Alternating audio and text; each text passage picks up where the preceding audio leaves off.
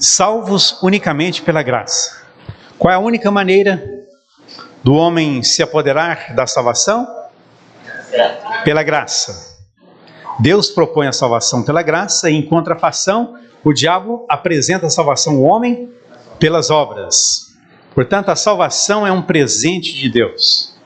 Chega até nós inteiramente, somente, unicamente, pela graça do nosso Senhor, mediante o sacrifício de Cristo.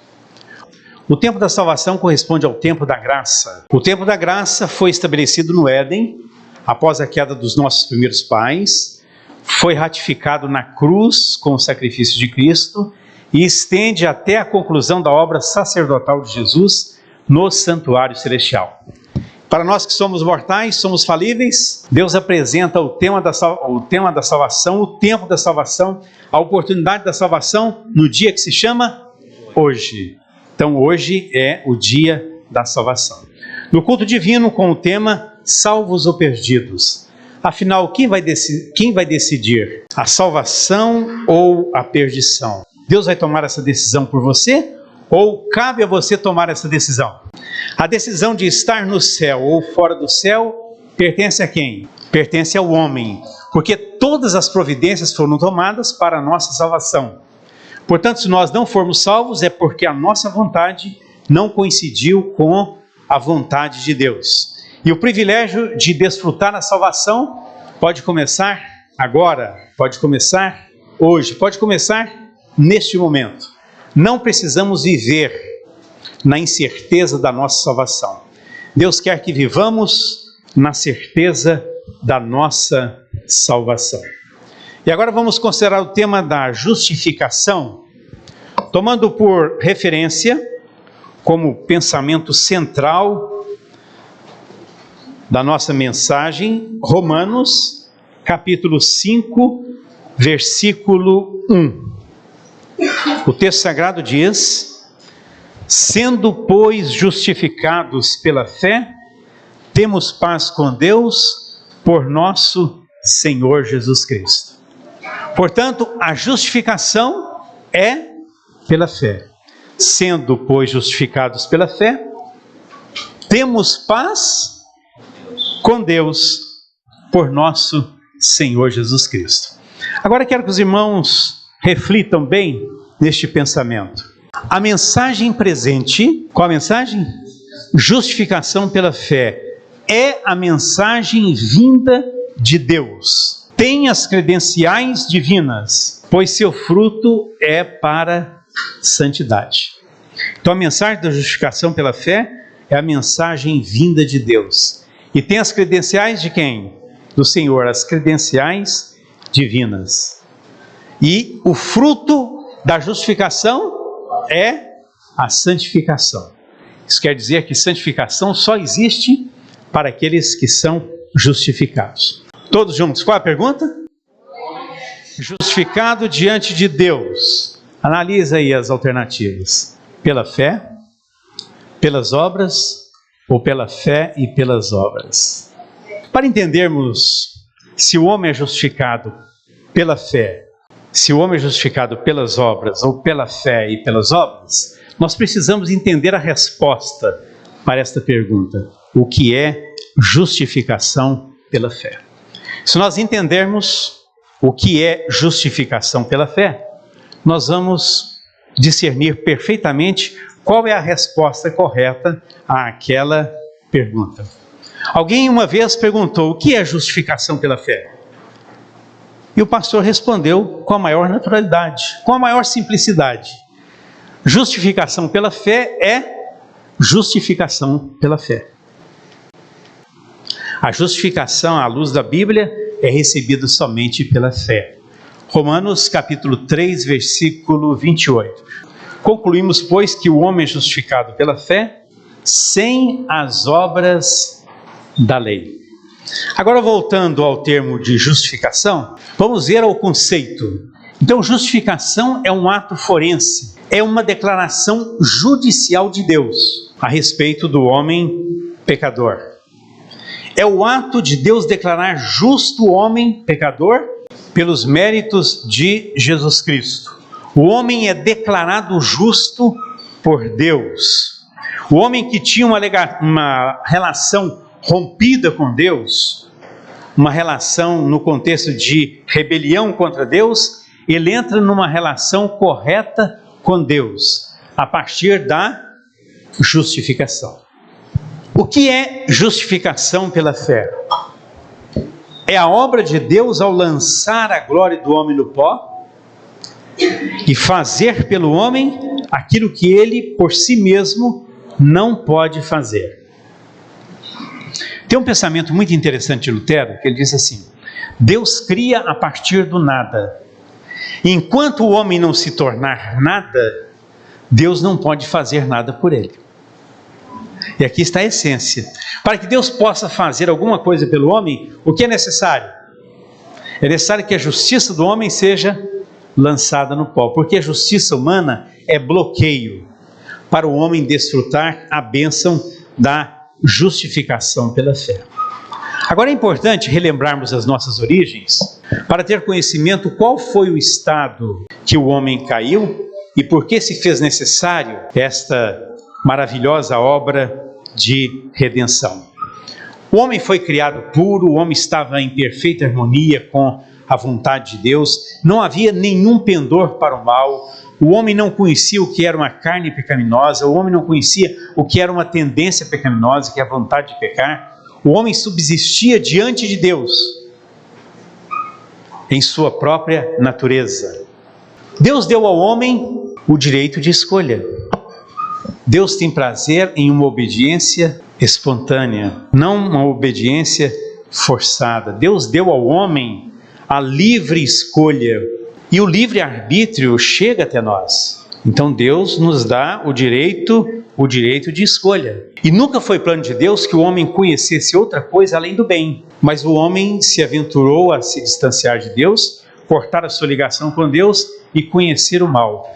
E o conhecimento do mal trouxe toda esta miséria na história do mundo, na história presente que nós conhecemos, que se chama então o pecado e as suas consequências. Agora tem um detalhe: nós somos livres para fazermos as nossas escolhas, para tomarmos as nossas decisões.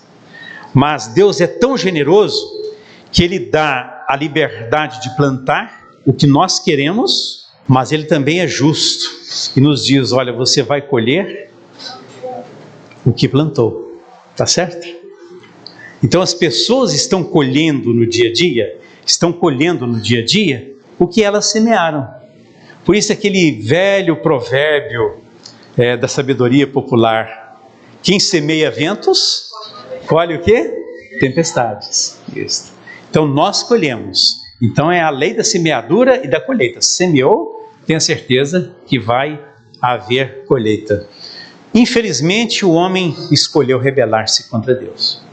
Havia uma condição imutável de vida eterna estabelecida para os nossos primeiros pais.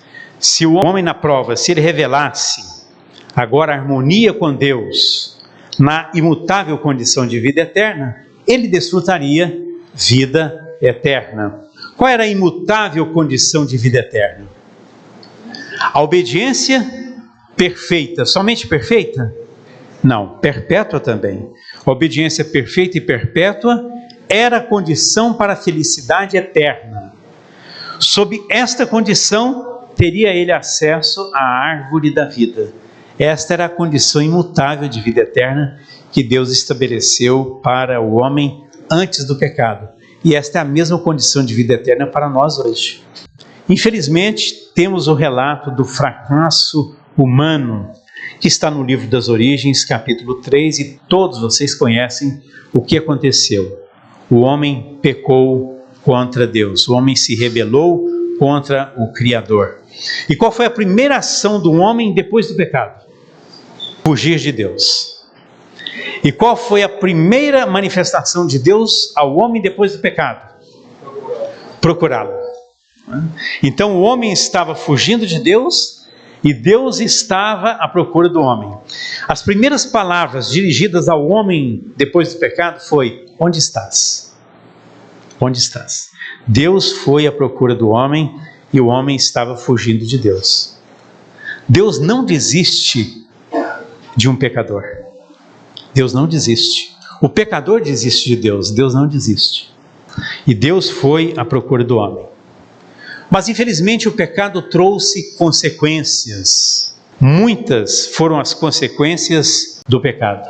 A saber, o homem perdeu a glória de Deus. Romanos capítulo 3, versículo 23, porque todos pecaram e destituídos estão da glória de Deus. O homem tornou-se escravo do diabo. Segunda carta de Pedro, capítulo 2, versículo 19, porque de quem alguém é vencido, do tal faz-se escravo, servo. E ele se tornou escravo do maior tirano do universo, Satanás. O seu coração se tornou mau e perverso. O profeta Jeremias diz que enganoso é o coração, mais do que todas as coisas, e perverso. Jeremias capítulo 17, versículo 9. Sua justiça se tornou trapo de imundícia. Isaías capítulo 64, versículo 6. O que mais? O homem adquiriu a tendência pecaminosa. O que é a tendência pecaminosa? Ou propensão pecaminosa? É uma vontade inerente no ser humano de fazer aquilo que é contrário à vontade de Deus. Existe assim algo que te convida, que te chama, a condescender com o pecado, com o mal. Algo que brota do seu íntimo. É algo estranho que o homem não conhecia, mas adquiriu depois que pecou. Propensão pecaminosa, desejo de pecar. E teve como recompensa a morte. Porque o salário do pecado é a morte. Que morte é esta? A morte física? Sim, a morte física. Só a morte física? Não, a morte eterna. A morte eterna. O salário do pecado é a morte. A morte eterna. Pelo pecado fomos separados da vida de Deus. Nossa alma acha-se paralítica. O senso do pecado tem envenenado as fontes da vida. Esta é a situação do homem no pecado. Por natureza estamos alienados de Deus. O que significa isso? Alienados, separados. A nossa ligação com o Criador foi interrompida. Somos retidos nos laços de Satanás. O homem se tornou escravo de Satanás. O incrédulo ouvia a exposição de um tema da salvação e de uma maneira impaciente ele ouvia as colocações ali do pregador e num ar de zombaria ele diz: pastor, o que eu preciso fazer para ir para o inferno? Eu quero ir para o inferno. E o pastor respondeu: você não precisa fazer nada, você já está nele. E realmente nós não precisamos fazer nada para irmos ao inferno. Nascemos sob condenação. O pecado de Adão, como progenitor da raça, foi um pecado pela raça e para a raça. Assim como por um homem entrou o pecado no mundo e pelo pecado a morte, assim a morte passou a todos os homens. Por isso que quantos pecaram?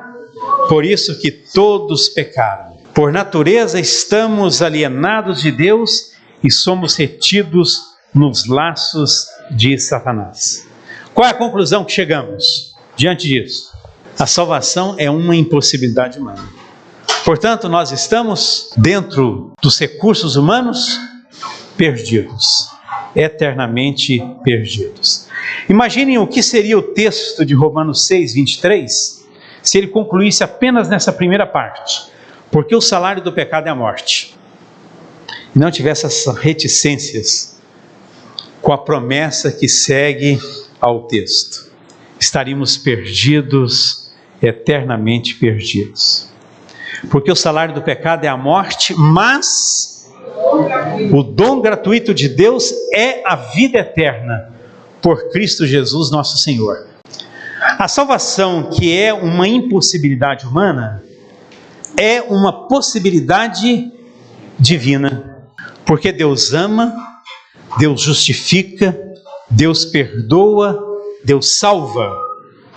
Para o maior problema do homem, que é o problema do pecado, a salvação divina é a única solução. A salvação é uma impossibilidade humana, mas é uma possibilidade divina. Romanos capítulo 3, versículos 23 a 26. Porque todos pecaram e destituídos estão da glória de Deus, sendo justificados gratuitamente pela sua graça, pela redenção que há em Cristo Jesus, a qual Deus propôs para propiciação pela fé no seu sangue, para demonstração da sua justiça neste tempo presente, para que ele seja justo e justificador daquele que tem fé em Jesus. O sacrifício de Cristo como expiação pelo pecado é a única possibilidade para a justificação, para o perdão do pecador. Relembrando o texto, em quem temos a redenção pelo seu sangue, a remissão das ofensas segundo as riquezas da sua graça. Então, relembrando Efésios 1, versículo 7, que os irmãos já leram, em algum momento, eu tenho certeza, em quem temos a redenção pelo seu sangue, a remissão das ofensas segundo as riquezas da sua graça. Agora, 3 pontos importantes podem ser destacados neste contexto. A justificação não é um processo construído pelo homem. A justificação é um ato soberano de Deus, faz parte da soberania divina, está ao alcance de todos e de uma forma igualitária, ao alcance de todos.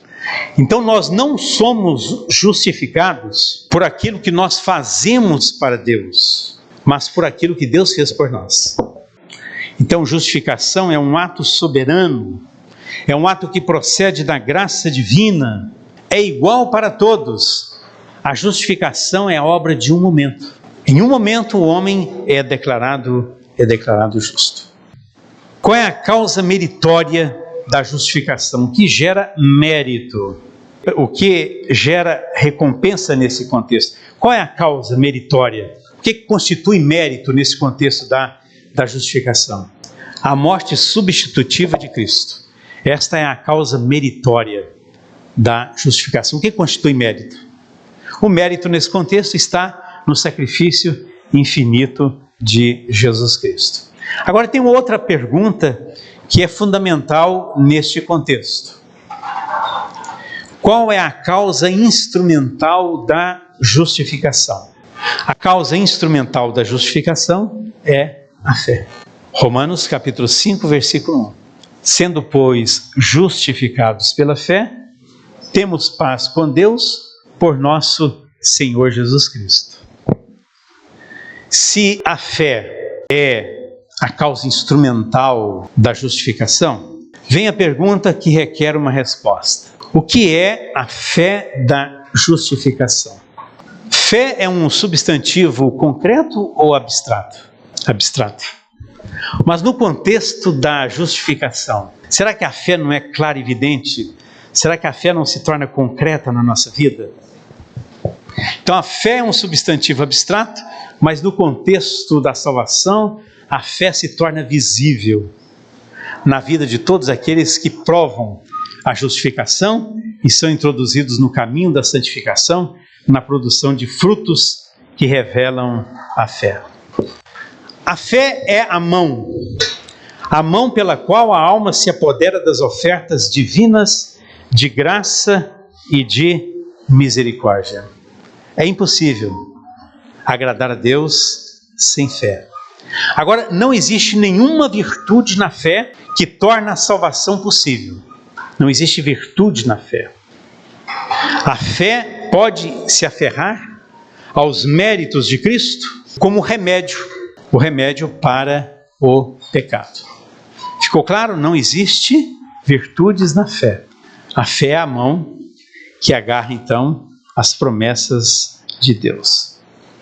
A fé da justificação é uma fé salvadora, é uma fé viva. A definição dessa fé em Jesus Cristo pode ser dada em poucas palavras. É o ato da alma pelo qual o homem todo se entrega à guarda e ao controle de Jesus Cristo. Ele permanece em Cristo e Cristo habita na alma supremamente pela fé. Esta é a fé da justificação. Sabendo que o homem não é justificado pelas obras da lei, mas pela fé em Jesus Cristo. Temos também crido em Jesus Cristo para sermos justificados pela fé de Cristo e não pelas obras da lei. Porquanto, pelas obras da lei, nenhuma carne será justificada. Que fiquem claros, sabendo que o homem não é justificado pelas obras da lei, mas pela fé em Jesus Cristo. Quando o pecador penitente, arrependido ante Deus, discerne a expiação de Cristo por ele e aceita esse sacrifício como sua única esperança nesta vida e na vindoura, seus pecados são perdoados. Isto é justificação pela fé. Quando os nossos pecados são perdoados, quando o pecador penitente, arrependido ante Deus, discerne a expiação de Cristo por ele e aceita esse sacrifício como sua única esperança nessa vida, os seus pecados são perdoados. Isto é justificação pela fé. Então podemos dizer com propriedade que perdão e justificação são uma e a mesma coisa. Perdão e justificação são sinônimos. Fica claro para nós a mensagem de Paulo. Concluímos, pois, que o homem é justificado pela fé sem as obras da lei. O que significa ser justificado sem obras? Está claro que o homem é justificado diante de Deus sem as obras. Lembra daquela pergunta com 3 opções? Pela fé, pelas obras, pela fé e pelas obras.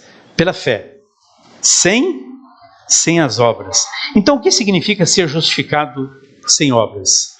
Significa ser perdoado sem obras. Então, Deus outorga o perdão para o homem. Ser perdoado sem obras significa ser perdoado sem que haja qualquer mérito de nossa parte no perdão. Isso é o que significa ser perdoado sem obras. Ser perdoado sem obras, ser justificado sem obras, significa ser justificado sem que haja qualquer mérito de nossa parte na justificação. Isto é o que significa ser justificado sem obras. Nenhuma obra do homem pode fazer com que mereça o amor perdoador de Deus. Nenhuma obra. Nós somos declarados justos mediante a fé na pessoa de Cristo, a fé no sacrifício de Cristo. E no momento que nós somos justificados, no momento em que a justiça de Cristo é imputada a nós, somos declarados justos.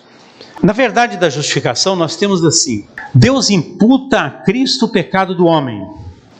Agora, antes disto, temos em mente que Deus imputou o pecado ao homem, e o salário do pecado é a morte. Agora, já no contexto da justificação, nós temos isto: que Deus imputa a Cristo o pecado do homem. Segunda carta de Paulo aos Coríntios, capítulo 5, versículo 21, primeira parte. E ele imputa ao homem a justiça de Cristo, que está no mesmo texto, segundo aos Coríntios, capítulo 5, versículo 21. O texto de segunda carta de Paulo aos Coríntios, capítulo 5, versículo 21, diz: aquele que não cometeu pecado, o fez pecado por nós, para que nele fôssemos feitos justiça de Deus. Então, o pecado do homem é imputado a quem? A Cristo. E a justiça de Cristo é imputada a quem? Ao homem. O que significa imputar justiça? O que significa imputar justiça? Imputar justiça significa que a justiça pela qual o pecador é perdoado está fora dele, não pertence a ele. Imputar justiça significa acreditar justiça. A justiça de Cristo é acreditada na conta do pecador arrependido. A dívida nossa é assumida por Cristo. A nossa dívida, o nosso débito diante de Deus é colocado na conta de Cristo. E o crédito de Cristo, da sua justiça, é colocado na nossa conta. A justiça de Cristo é creditada ao pecador arrependido e crente. O Senhor imputa ao crente a justiça de Cristo e perante o universo o pronuncia justo. Transfere os seus pecados para Jesus, o representante, substituto e penhor do pecador. E agora sobre Cristo coloca ele a iniquidade de toda alma que crê. Então seria isto. E agora o que ele faz? Transfere seus pecados para Jesus, do homem, o representante, substituto e penhor do pecador. Sobre Cristo coloca ele a iniquidade de toda alma que crê. Então a imputação. A sua dívida é colocada na conta de quem? De Cristo. E a justiça de Cristo, a sua vida perfeita, a sua morte vicária, é colocada na conta de quem? Na sua conta. Então você recebe o crédito da salvação e Cristo assume o débito da condenação. Isto é justificação pela fé. Quais são as bênçãos da justificação? Unicamente pela fé. Quais são as bênçãos? O homem alcança o perdão dos pecados e Deus o considera como se ele nunca tivesse pecado. O seu nome é escrito no livro da vida.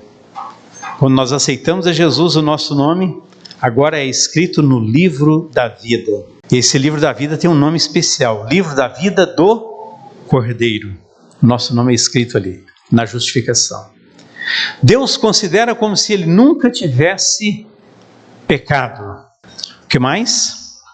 O homem se torna filho de Deus.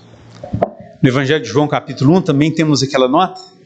E a todos quantos o receberam, deu-lhes o poder de serem feitos filhos de Deus. Em Gálatas 4, 7, também confirma o mesmo pensamento. Nos tornamos herdeiros da promessa de vida eterna. O pecador que alcança a justificação é introduzido no caminho da santificação. E ele passa a receber diariamente os reflexos da glória do Senhor. E somos transformados de glória em glória. Ao nos sujeitarmos a Cristo, nosso coração se une ao seu. Nossa vontade emerge em sua vontade. Nosso espírito torna-se um com o seu espírito. Nossos pensamentos serão levados cativos a ele. Qual é o resultado? Vivemos a sua vida. Isto é o que significa estar trajado com as vestes de sua justiça. Ao nos sujeitarmos a Cristo, o nosso coração se torna um com o coração de Cristo. A nossa vontade emerge na vontade de Cristo. O nosso espírito torna-se um com o seu espírito. Nossos pensamentos são levados cativos a ele. Qual é o resultado? Vivemos a sua vida. E foi o que o apóstolo Paulo declarou. Vivo não mais eu, mas Cristo vive em mim. E ele diz: já estou crucificado com Cristo, e vivo não mais eu, mas Cristo vive em mim. E a vida que agora vivo na carne, vivo na fé do Filho de Deus, o qual me amou e se entregou a si mesmo por mim. A imputada e comunicada justiça de Cristo.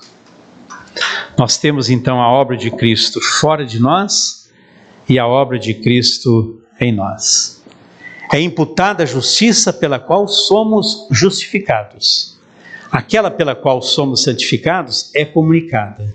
A primeira é nosso título para o céu e a segunda a nossa adaptação para ele.